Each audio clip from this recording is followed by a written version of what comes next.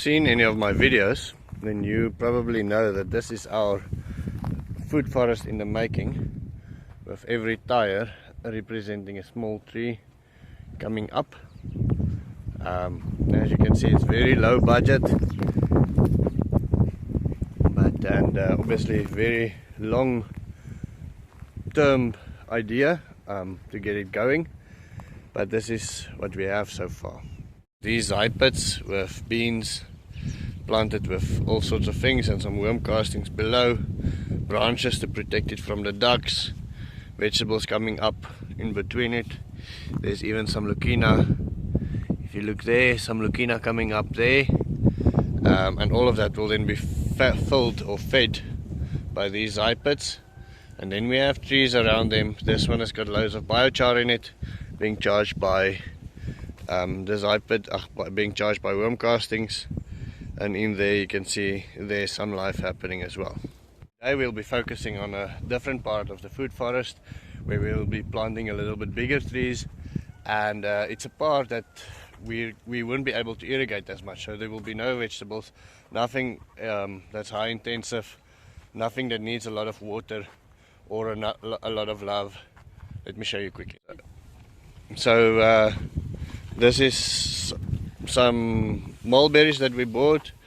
There is some figs in between, you can see there, and then this is some pomegranates, and so we'll be planting them way over there. Now that is our zypit field, you can almost say, and this is our zypit field. There's 13 I think zypits here.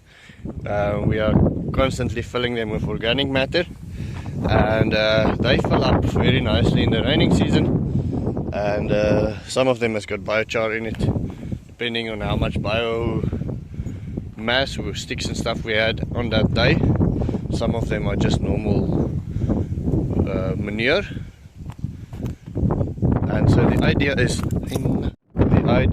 that last year we planted in the zypits. They weren't as deep, but everything drowned because this is very clay soil. We'll be making this year is we'll be planting just outside of the zypit. You see the zypits over there, then you plant just outside of it. That zypit is there, we'll plant outside of it. That zypit is there, we'll plant between the two zypits, so that one will get loads of water. And then the idea is that the roots will eventually find that water there, and will find that water there, but the tree will be strong enough not to drown at that stage, and basically survive drought and survive all the wetness that comes, because this place is either very wet or very dry. The very first thing we do when we finish the hole is we add some worm compost. Now, interesting thing that my family believed for planting trees is that you have to dig a square hole when you're working in hard soil. I'm not sure whether it's true. Jy kan maar nog baie by sit, Lukie. Sit maar nog baie mis by. Yeah. And the reason why they said that you have to do that is because if you plant them in a round hole, the roots will just go in a circle. But if you plant them in a square hole with a little bit roughage, then the roots will find places to escape the hole and then go into the sides.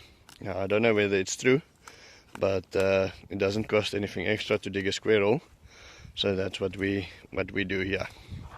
Okay, so after we added some manure and some worm castings and some sand mix, we plant the tree.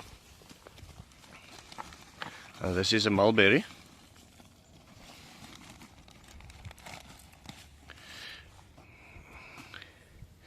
And then we add a pipe to the root zone.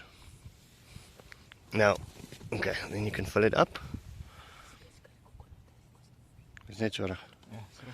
Okay, and then we fill it up with manure and sand. And the reason for the pipe is, julle moet hom nou nie heeltemal toemaak nie, net tot daar, né? Sorry, I just want to.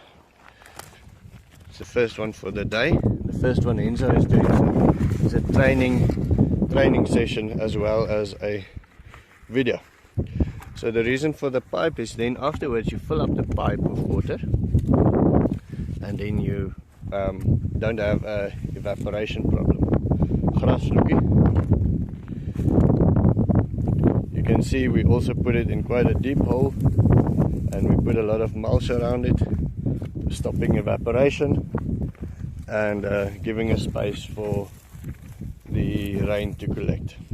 We then afterwards we take the soil, we make a little dam where the rain can collect, and then we water it nicely into the pipe and into the hole. So if you fill up the pipe maybe once or twice a week, that's reg Loekie, ek kan maar net die gat vol maak. Maak die gat vol. So today we'll fill up the pipe, but normally we'll just make sure that the pipe is filled. And you can see the water still there close to the top of the pipe. I don't know if you can see it on the camera, but that will then slowly drain over the next day or two into the root zone.